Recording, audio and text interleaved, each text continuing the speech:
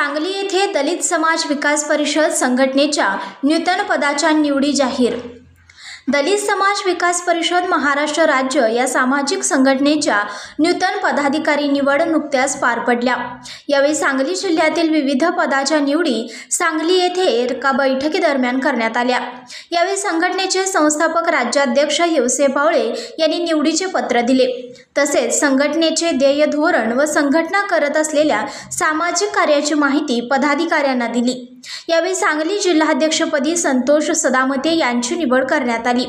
तसेच सांगली जिल्हा युवा अध्यक्षपदी मिलिंद तात्यासो कांबळे यांची निवड झाली। तसेच दलित समाज विकास परिषदेच्या महिला आघाडी पलूस तालुका अध्यक्षपदी माया तात्यासो मोरे यांची, तर मिरज तालुका अध्यक्ष महिला आघाडीपदी किरण रवींद्र काळे तसेच तालुका उपाध्यक्षपदी मनीषा शशिकांत कांबळे यांची निवड करण्यात आली। यावेळी राज्याध्यक्ष यवसे पावळे यांनी पदाधिकारी यांना पुढील सामाजिक वाटचालीसाठी शुभेच्छा दिल्या। तसेच पुष्पगुच्छ देऊन सत्कार करण्यात आला। यावेळी उपस्थित मान्यवर पश्चिम महाराष्ट्र अध्यक्ष रवींद्र तिवडे, सुनील कांबळे तसेच सांगली जिल्ह्यातील कार्यकर्ते पदाधिकारी उपस्थित होते।